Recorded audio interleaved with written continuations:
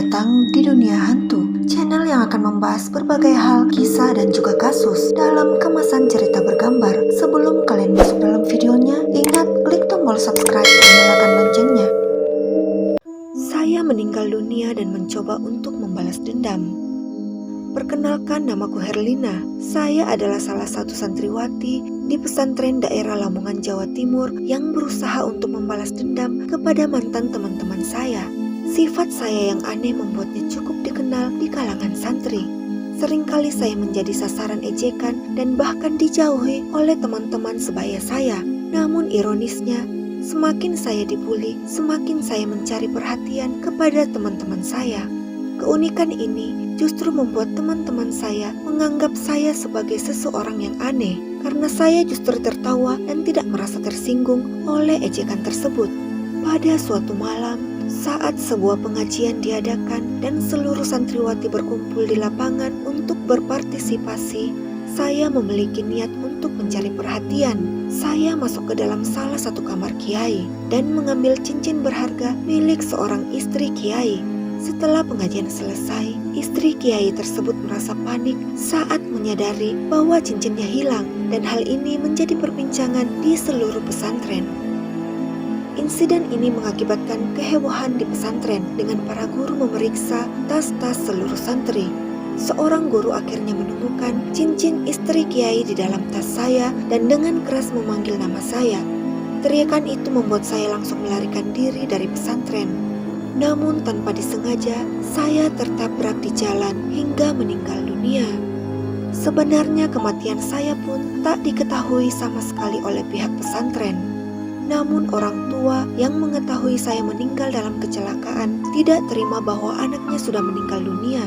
Orang tua saya pun akhirnya mendatangi seorang dukun sakti di kampung kami untuk melakukan balas dendam kepada pihak pesantren tempat saya menimba ilmu, karena menganggap mereka lalai dalam tugas. Dukun tersebut mengirim sosok saya ke pesantren itu sesuai dengan transaksi harga yang telah disepakati kepada orang tua saya. Si dukun berpesan agar setiap malam Jumat Kliwon, sosok saya harus diberi minum darah agar sosok jin yang menyerupai saya itu tetap bisa hidup. Singkat cerita, hantu saya kembali ke pondok pesantren. Namun pihak pondok yang tidak mengetahui saya meninggal, mereka pun menerima saya kembali.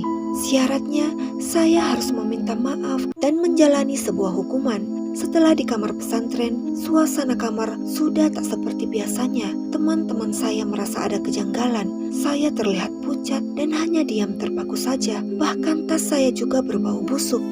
Karena penasaran, teman-teman saya pun akhirnya membuka tas tersebut dan ditemukan banyak darah di dalamnya. Pada suatu malam, saya meminta pengurus pesantren untuk mengantarkan saya ke kamar mandi. Tapi setelah 2 jam, saya tak keluar dari kamar mandi. Pengurus pesantren dan beberapa teman saya pun terpaksa mendobrak pintu kamar mandi itu. Ketika pintu terbuka, ia justru melihat sosok menyeramkan berwajah merah sedang tertawa. Orang-orang yang mendobrak pintu tersebut pun akhirnya berlari ketakutan dan melaporkannya ke Pak Kiai. Pak Kiai kemudian datang dan menangkap hantu saya dan memasukkannya ke dalam botol dan membuangnya ke tempat yang sulit dijangkau manusia. Kejadian itu membuat pihak pesantren mencari tahu dan akhirnya mereka mengetahui kabar bahwa saya telah meninggal dunia. Pak Kiai dan pengurus pesantren pun mendatangi rumah saya untuk memastikan kejadian yang sebenarnya. Percaya atau tidak, cerita ini memang viral.